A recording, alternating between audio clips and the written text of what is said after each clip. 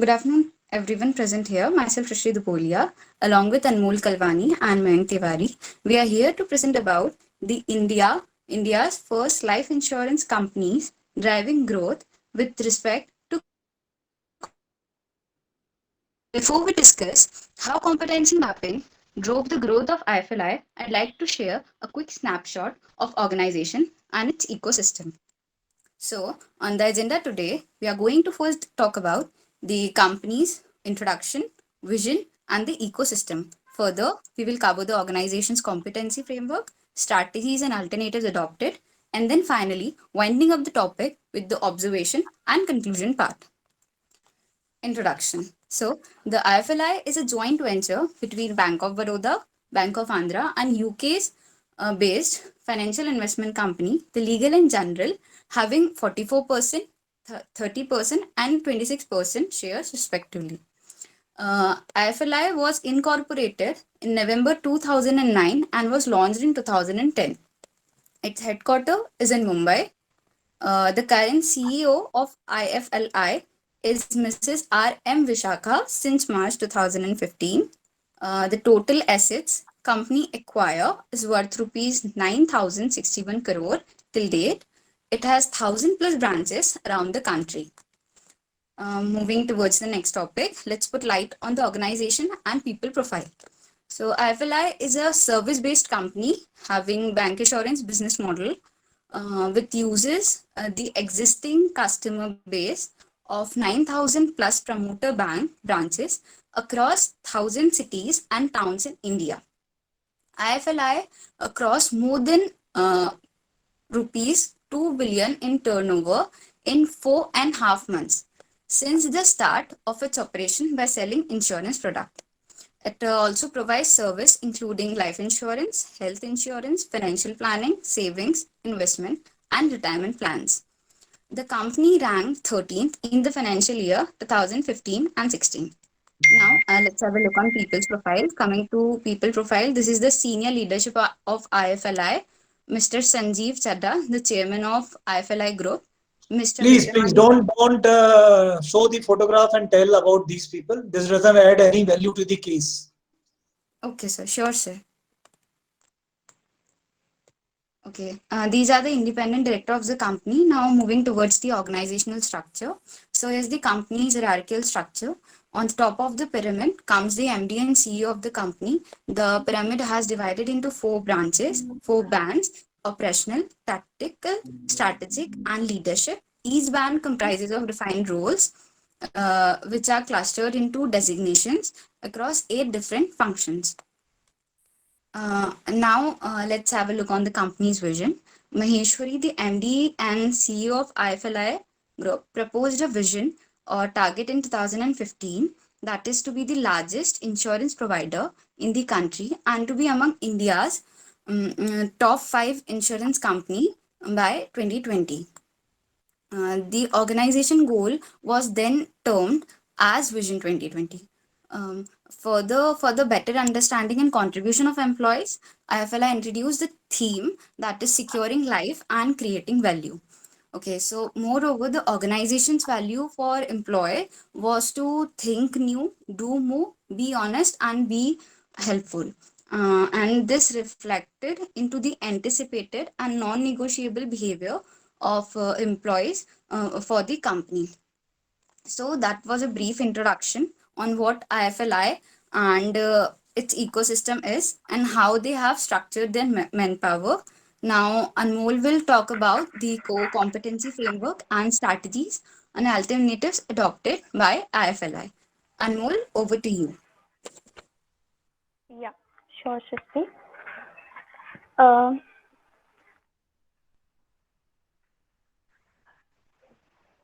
Before proceeding towards company's competency model, I would like to explain in brief what is competency.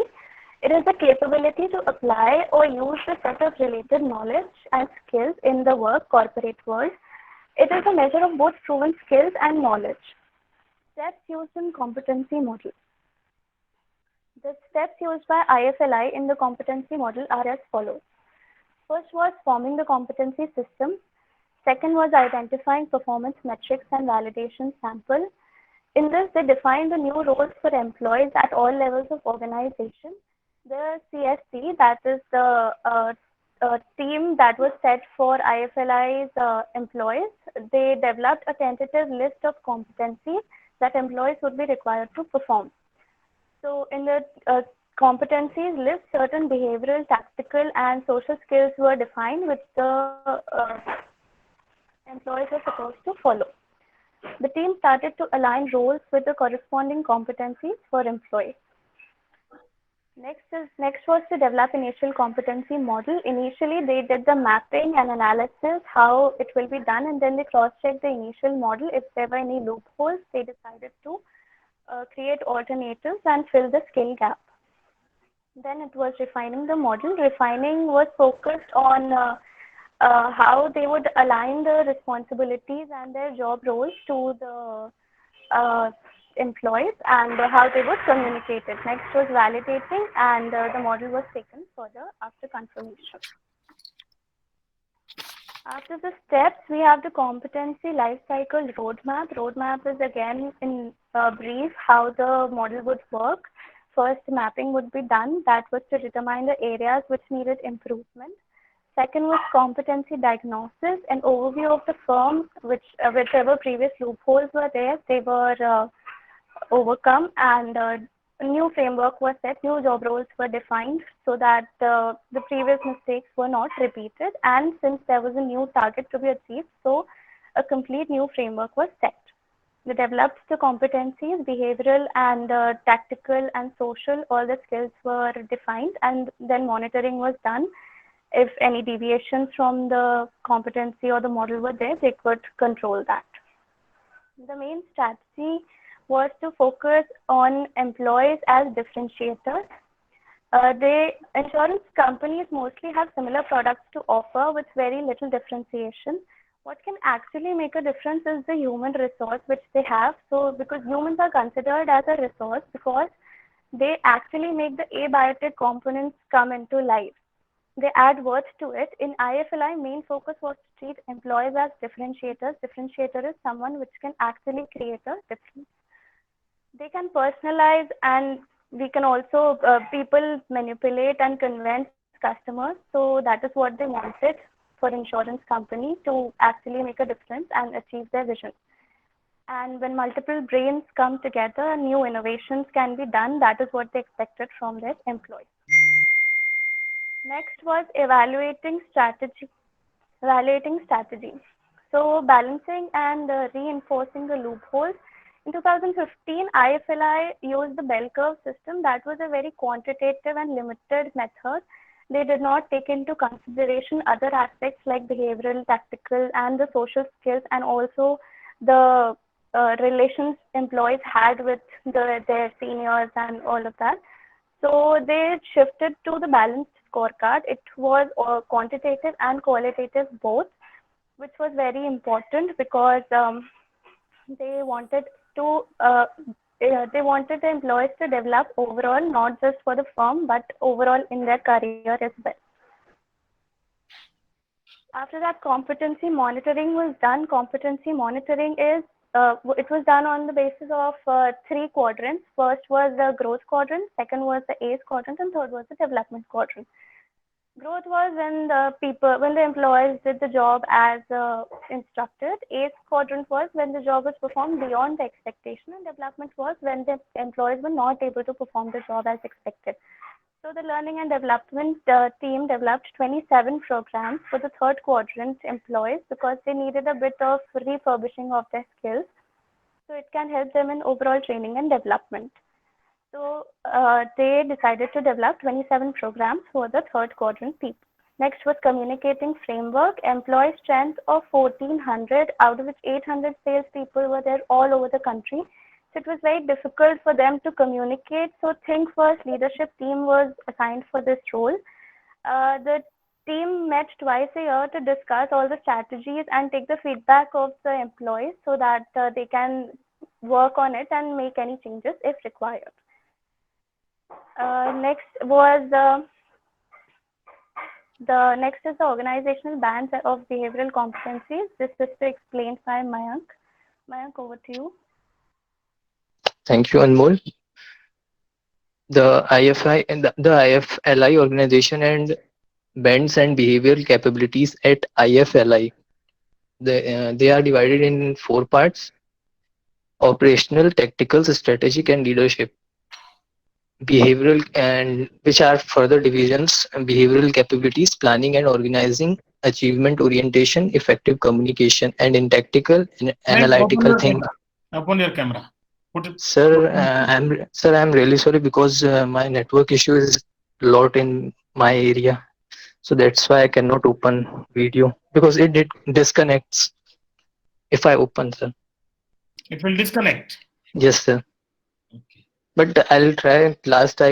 I'll open, but at this time very low connection is, so Okay, please continue. And don't thank read all this. This is no there in no the case also. yes sir. Content is already created by me, sir. Okay, but this is all, everything is written now. Created and then Something reading. which you have added. Yes. In strategic orientation, developing others, impact and influence, leadership, envisioning for fostering collaboration, institution building. Now moving towards short analysis of IFLI.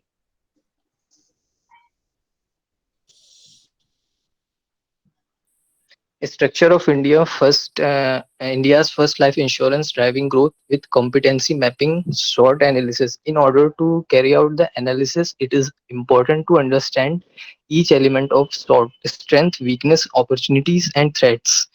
India's first life insurance driving growth with competency mapping is present and operationals in different markets, and each of the markets possess unique yet various difficulties in developing the business.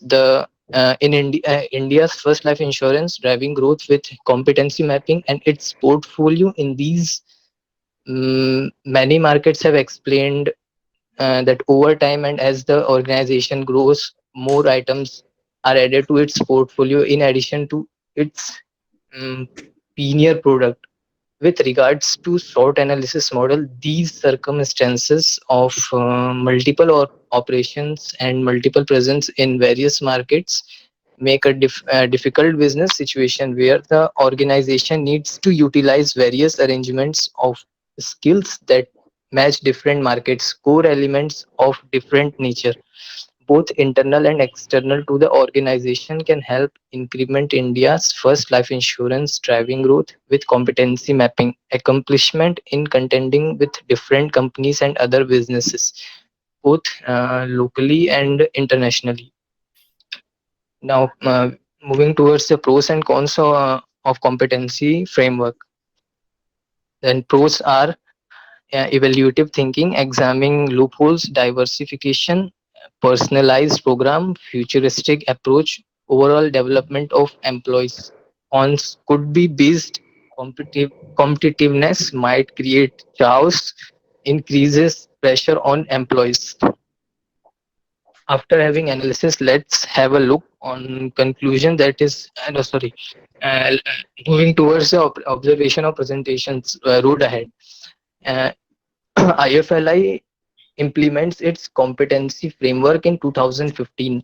In September 2016, Maheshwari updated Menon on the growth achieved by IFLI in the previous year and mentioned that IFLI had achieved a year-over-year growth of 43% by collecting more than 10 billion in gross premiums. IFLI crossed the milestone of 1000 billion in assets under management. The result was growth in retail annual premium equivalent business to 79% YOY growth as of September 30, 2016. Moreover, IFLI's industry ranking in India increased from 19th in 2014 to 15th in 2016 and 17, and 13th in 2017 and 18. Now, Anmol will tell you about the conclusion of IFLI. Thank you. Sure. Based on the conclusion, based on the evidences and the analysis, we have inferred that the introducing of the new competency framework and combining it with the PMS was the right decision, as it has turned into their favor and turned into the positive light. They have actually used their employees as differentiators, which is a proof in itself that they have used their humans as a resource. And hence the competency framework was a well-planned framework, and it was definitely introduced, and it also helped the company to grow well. Thank you everyone for your time and kind cooperation.